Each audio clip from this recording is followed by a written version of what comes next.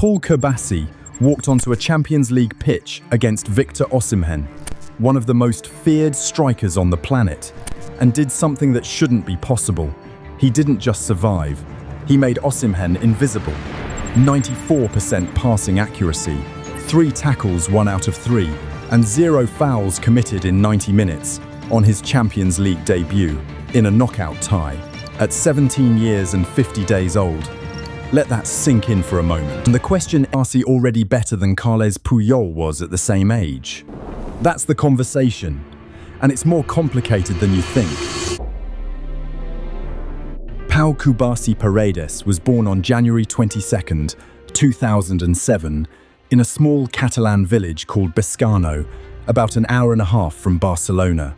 His parents, Gloria and Robert, raised him speaking Catalan at home. Not Spanish, Catalan. This becomes relevant later because when he started doing interviews for the national team, he openly admitted he wasn't fluent in Spanish. He'd never needed to be. He'd never lived anywhere but Catalonia. He started at Girona's youth academy, and by the time he was 11, Barcelona came calling.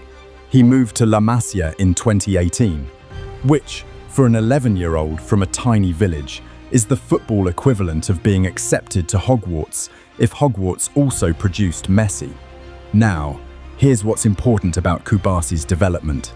The coaches at La Masia noticed something unusual almost immediately. Most young defenders are reactive. They chase, they slide, they recover. Kubasi was different. He read space. He anticipated movement before it happened. And he had this bizarre composure on the ball that made coaches double-check his age on the registration form. By April 2023, he was training with the first team. He was 16. Xavi personally called him up. 3 months later, he signed his first professional contract. And then something happened that nobody predicted. On January 18th, 2024, Kubasi made his first team debut in the Copa del Rey against Unionistas de Salamanca. He came on at halftime. The next match, against Real Betis in La Liga, he started. That was 1 day before his 17th birthday. And he just never went back. He wasn't a promising cameo. He wasn't eased in with 10-minute substitute appearances. He started, and the coaches looked at each other, and nobody could come up with a good reason to take him out of the team. Within 2 months, he was starting in the Champions League knockout rounds. Within 4 months, he had a €500 million release clause. Within 6 months, he was winning an Olympic gold medal with Spain in Paris. But if all of this sounds like some kind of unprecedented miracle, well, Barcelona has seen something like this before, 25 years ago, with a kid who had even worse hair.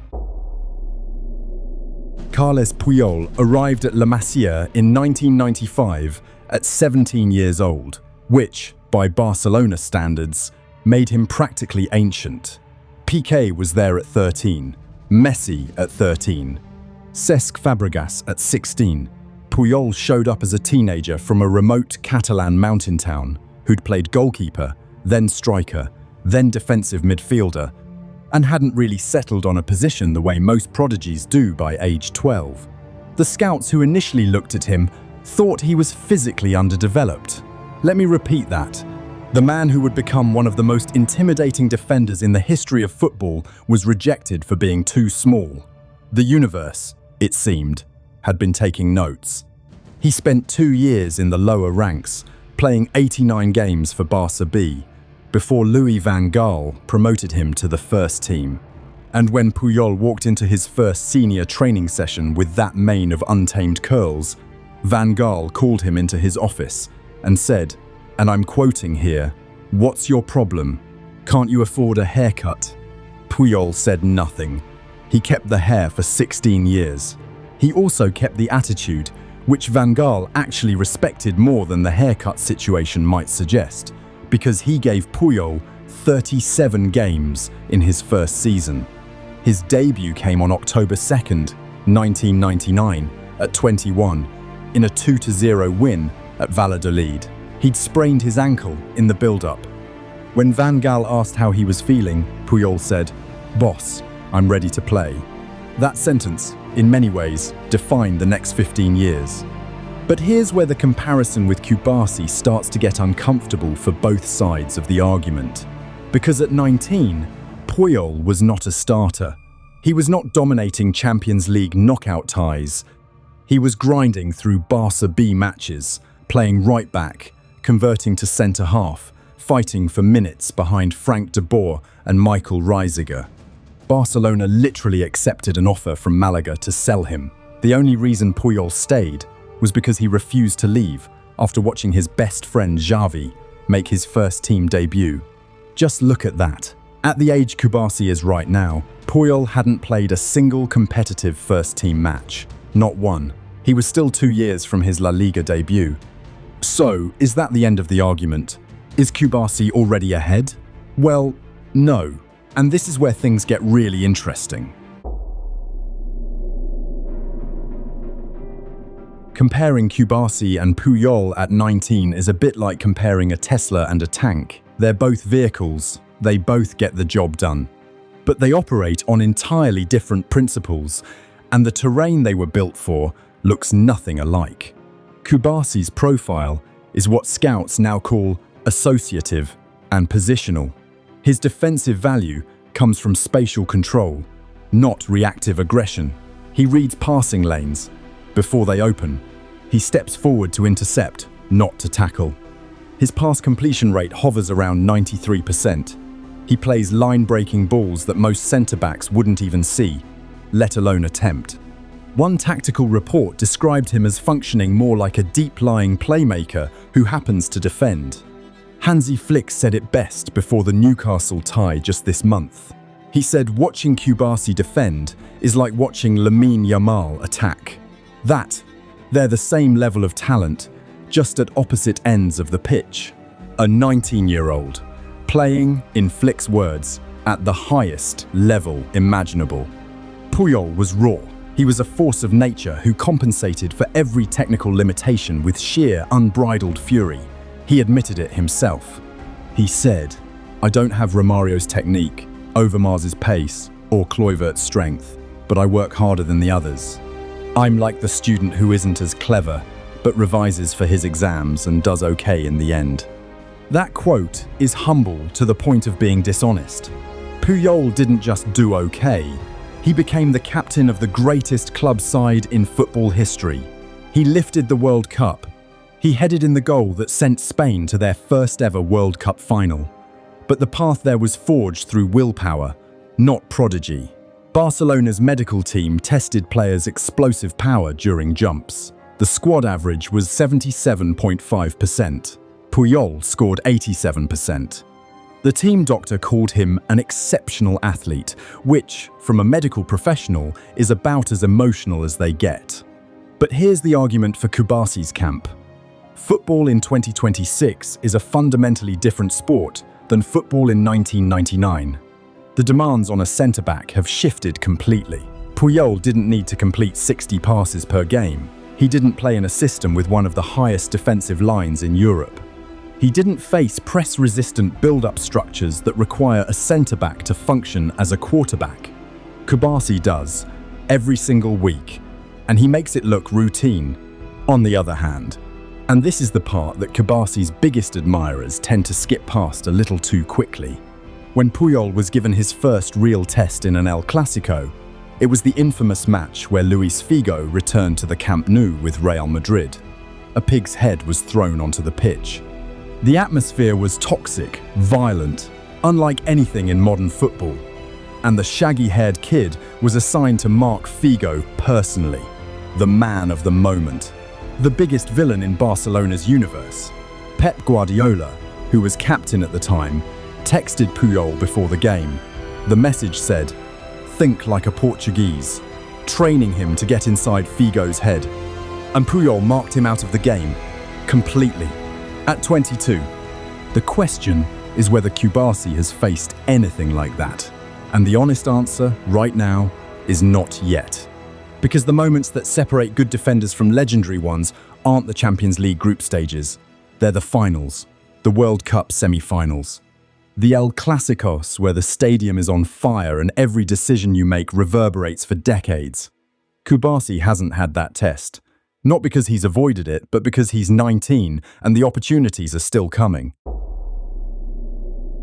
Here's where the whole debate threatens to collapse under its own weight.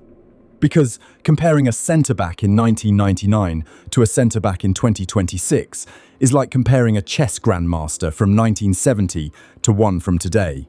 The rules are the same. The game is unrecognisable. In Puyol's early career, Barcelona's defensive line sat deep by modern standards. The back-pass rule had only been in effect for 7 years. Centre-backs were still primarily judged on heading ability, tackling strength, and one-on-one defending. The technical demands on a defender were a fraction of what they are now. Kubasi operates in Flick's system, which deploys one of the highest defensive lines in European football. He's expected to defend acres of space behind him, while simultaneously serving as the first outlet in build-up play. The margin for error is basically zero. One misread, and it's a foot race he can't win. And yet, here's the counter. Puyol grew up in an era without the sophistication of modern coaching, sports science, or tactical education that Kubasi benefits from. La Masia in 2018 is light years ahead of La Masia in 1995. The nutrition, the video analysis, the tactical workshops, the physical development programs. Kubasi has had access to infrastructure that simply didn't exist when Puyol was learning to defend. So when we say Kubasi is more technically refined at 19 than Puyol was, we need to ask how much of that is individual genius and how much is systemic evolution. Because Puyol became a world-class defender, despite not having those advantages, he built himself from scratch, through obsession and suffering, and staying behind after training when everyone else went home. There's another uncomfortable truth here. Puyol spent the first 5 years of his Barcelona career without winning a single trophy. Not one. He didn't lift his first piece of silverware until 2005, when he was 27. The team around him in those early years was nowhere near the level Kubasi currently benefits from. Kubasi is playing alongside Lamine Yamal, Pedri, Rafinha, Robert Lewandowski. Puyol, at 19, was playing alongside. Well, he wasn't playing alongside anyone because he was on the B team.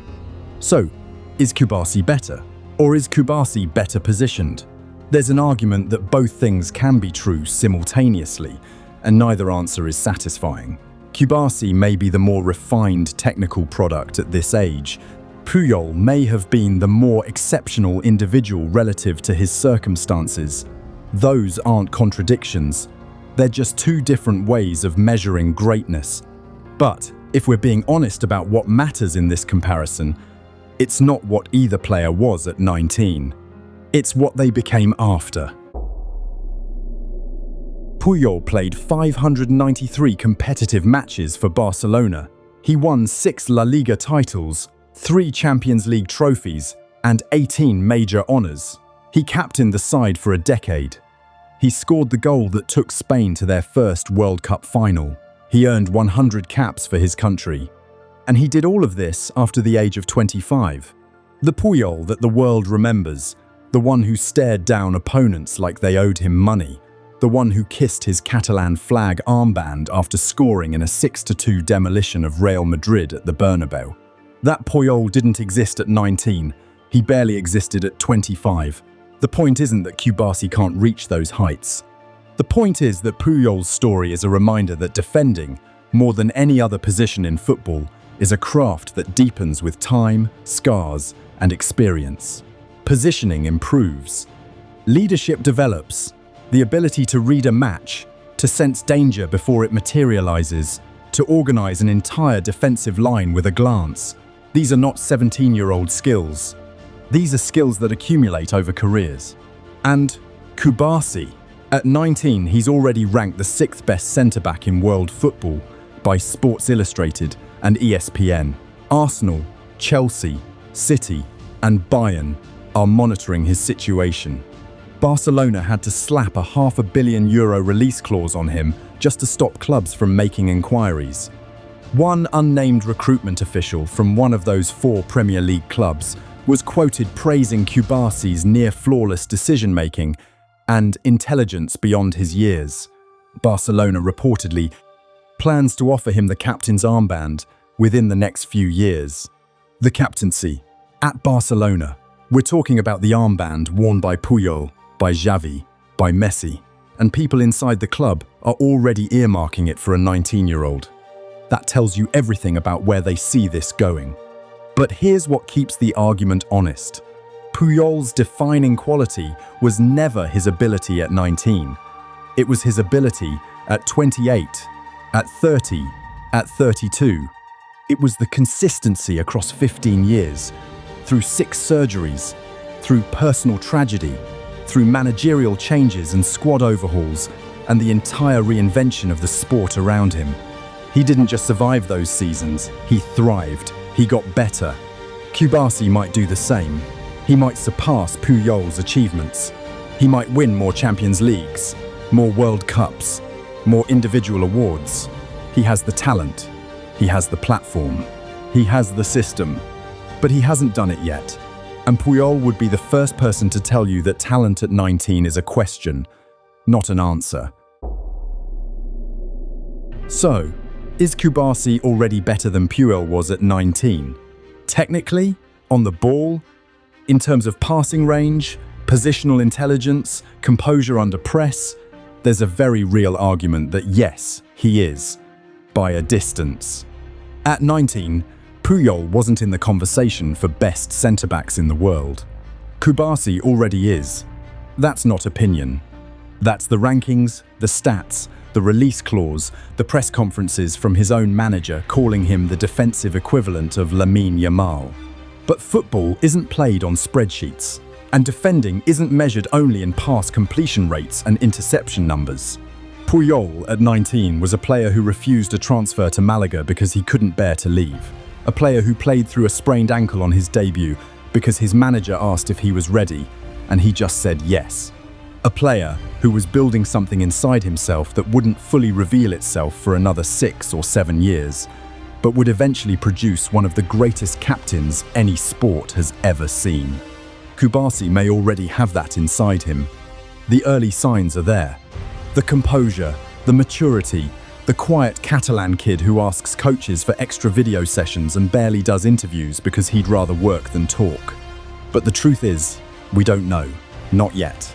And anyone who tells you they do is lying or selling something. What we do know is this. Pau Kubasi is 19 years old, and he is already becoming exactly what football is afraid of.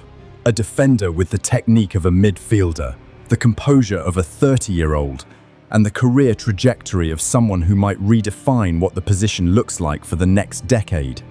Whether he becomes the next Puyol, or something different entirely, or something even better, that's not our call to make. Not yet. That's your call. Drop it in the comments.